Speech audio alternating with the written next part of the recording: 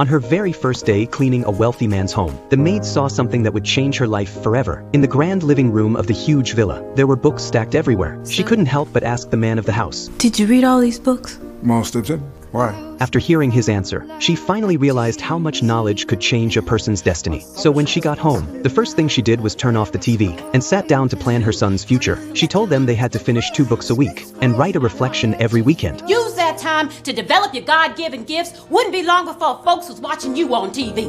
Her words left a deep mark on the boy's heart. From that day forward, Carson studied late into the night every single day. But even with all his effort, he was still ranked at the very bottom of his class. Benjamin, how many did you get right? 9. Why, Benjamin, that's wonderful. I'm so proud of you. Not 9, Miss Williamson. He got none. The mocked and humiliated Carson could only hang his head in shame. Even outside the classroom, he faced constant bullying and discrimination. Hey Carson, we know you're the dumbest kid in the class, but did you hear what they said on Cronkite last night on the news? You're the dumbest kid in the world.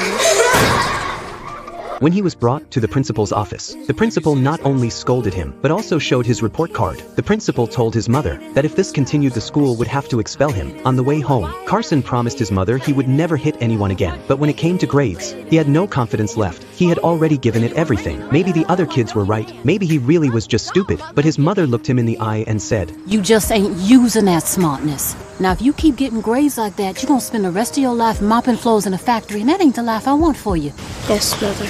No one would have imagined that this same failing student would one day become a world-renowned neurosurgeon and go on to achieve some of the most groundbreaking milestones in medical history. In the following days, no matter how hard Carson studied, his grades barely improved, until one day, his mother noticed something off about the way he read. That's when she found out. Carson was severely nearsighted, over 600 degrees. It was likely the main reason behind his poor performance. She used every cent they had to buy him a pair of glasses. Not long after, his grades started to improve noticeably. For the first time, he stood at the front of the class and was praised by his teacher. From that point on, whether it was the quiet library late at night, the dimly lit bedroom, or even the bathroom at home, Carson was always seen with a book in his hands. One day during class, the teacher held up a black stone and asked if anyone knew what it was. The whole room went silent. Then Carson raised his hand with confidence. Under the surprised gaze of his classmates, he answered correctly. It's upside down.